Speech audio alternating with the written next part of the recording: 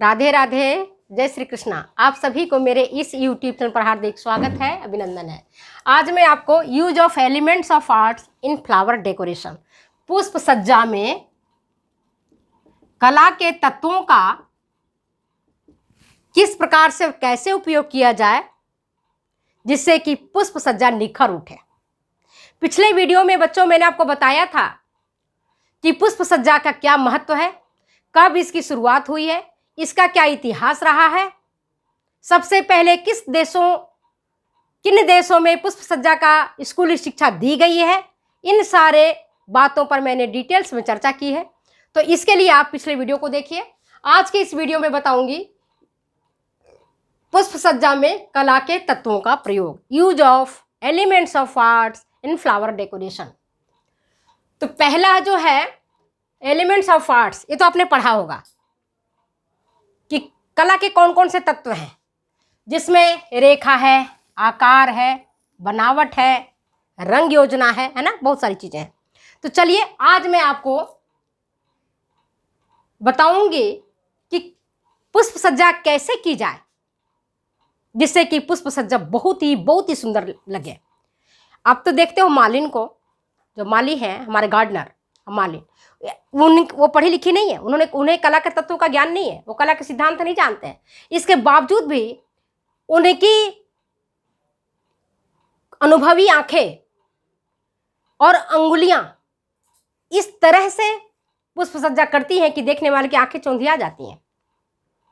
और आज जो लोग पुष्प सज्जा करके पैसा कमाना चाहते हैं, घर बैठे रोजगार करना चाहते हैं, वह इसे एक एम्प्लॉयमेंट के रूप में ले सकते हैं। तो चलो, जिनको विरासत में मिला हुआ है, जैसे मालिन है, उनको तो विरासत में मिला हुआ है, उनके खून में है पुष्प सज्जा करना। लेकिन जिन्हें नहीं ज्ञान है, जैसे हम हैं, आप हैं, हमें नहीं आता है करने के लिए, तो हम देखेंगे कि कला के तत्वों का उपयोग करके हम किस प्रकार से पुष्प सज्जा करें कि वह देखने में अतिशय सुंदर दिखे। तो पहला है रेखा एवं आकार। फर्स्ट क्या है? रेखा एवं आकार। तो रेखा और आकार का उपयोग करके, मतलब पुष्प सज्जा एक रेखा में होना चाहिए, उसका अपना एक शेप होना चाहिए, है ना, ताकि पुष्प सज्जा एक इकाई के रूप में दिखे।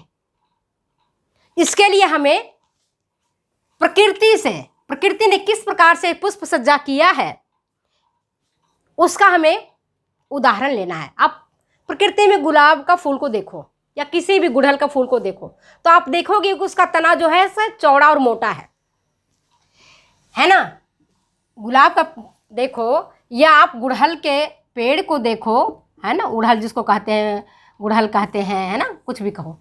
तो इसके अगर पेड़ को देखोगे, इसके पौधे को देखोगे, तो आपको दिखेगा कि उसका तना जो है सब मोटा और चौड़ा होता है। तना कैसा होता है? मोटा होता है, चौड़ा होता है। और उसके बाद उससे निकलती है शाखाएं, ब्रांचेज निकलती हैं। क्या निकल रही है उनसे? ब्रांचेज। अब ब्रांचेज के बाद उनमें निकल रही हैं पत्तियां।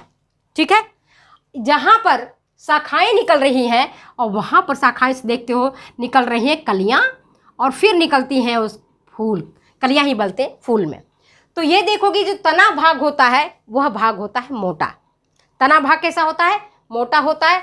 शाखाएं कैसी होती हैं? तना की तुलना में कम मोटा होता है, बीच का मोटा होता है ना। देखते हो ना, तना तो देखे होंगे आप, गुलाब का पौधा तो देखे, गुड़हल का पेड़ तो देखे होंगे आप।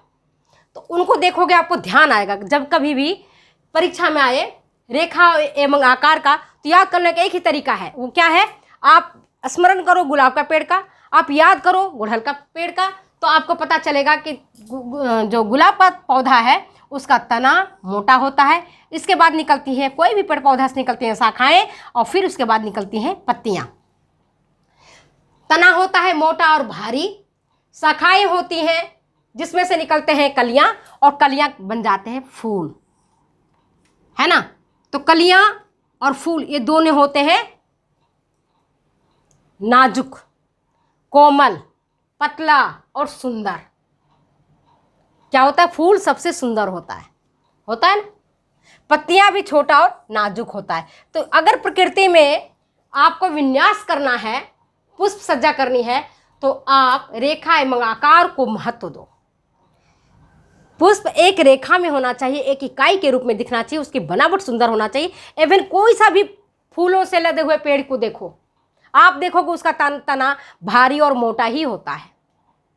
इसके बाद उससे बहुत सारी शाखाएं निकलती हैं और शाखाएं के ऊपर कलियां निकलता है, कलियों से बनता है फूल, कलियों के बगल में ही फूल रहता है ना। दूसरा इसका ये चीज़ समझ में आ गया। तो दूसरा हमारा क्या है कि हमारा फूलदान, यहाँ पर तना का मतलब है फूलदान हमारा मोटा और भारी होना चाहिए, ठीक है ना। फूलदान कैसा होना चाहिए? मोटा और भारी होना चाहिए, जो तना को इंडिकेट कर रहा है। फ्लावर पॉट, शाखाएं मतलब फूलों की डंडियां, ये मैं आगे बताऊंगी कि किस प्रकार से हम फ्लावर डेकोरेशन करें। फूलदान से हमारा जो फ्लावर डेकोरेशन कितना गुना ज़्यादा होना चाहिए, ये मैं आगे बताऊंगी आपको, ठीक है। दूसरा होता है बनावट।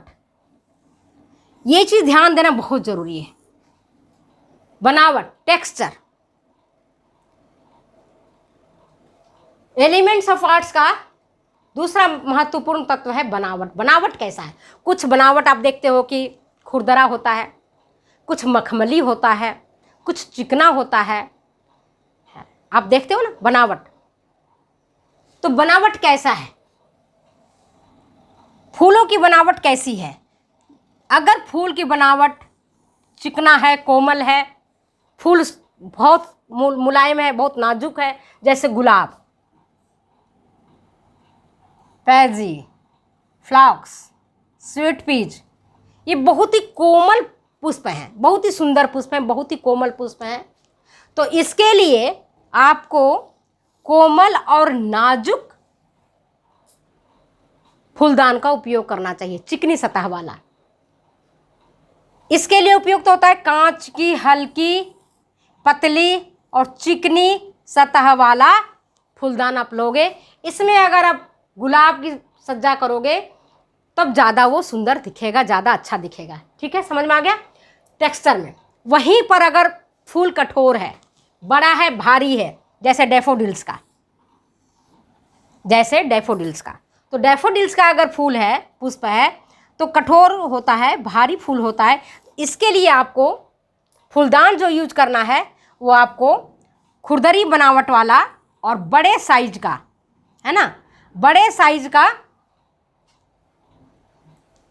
फूलदान लेनी है।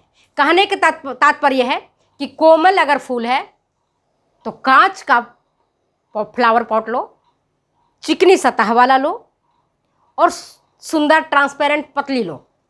फ्लावर पुष्प सज्जा उसमें निखरेगा, पुष्प सज्जा अतिशय सुंदर दिखेगा।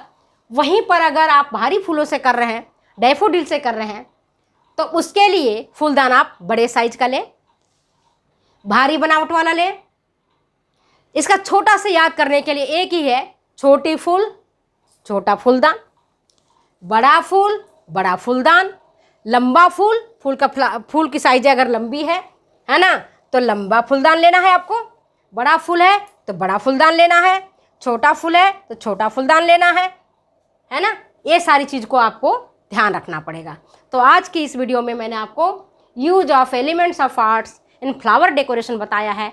नेक्स्ट पार्ट 2 में, ये पार्ट 1 में मैंने बताया है, पार्ट 2 में बताऊंगी रंग संयोजन, क्योंकि वीडियो बड़ी हो जाएगी, चढ़ाने में भी दिक्कत आएगा। तो नेक्स्ट वीडियो में मैं आपको बताऊंगी रंग संयोजन की कला के तत्वों में रंग का क्या महत्व है, रंग संयोजन हम किस प्रकार से करें, कौन से रंग जब गर्म रंग का है तो किसके साथ वो खिलेगा, अगर फ्लावर आपके ठंडे रंग का है तो किसके साथ वो खिलेगा, विपरीत फ्लावर रंग का फ्लावर है तो कैसे हम उसको रंग संयोजन करेंगे, बड़ा फ्लावर है तो कैसे रंग संयोजन करेंगे। तो टेक्सचर तक मैंने आपको बताई, रेखा और आकार के बारे में आपको बताया।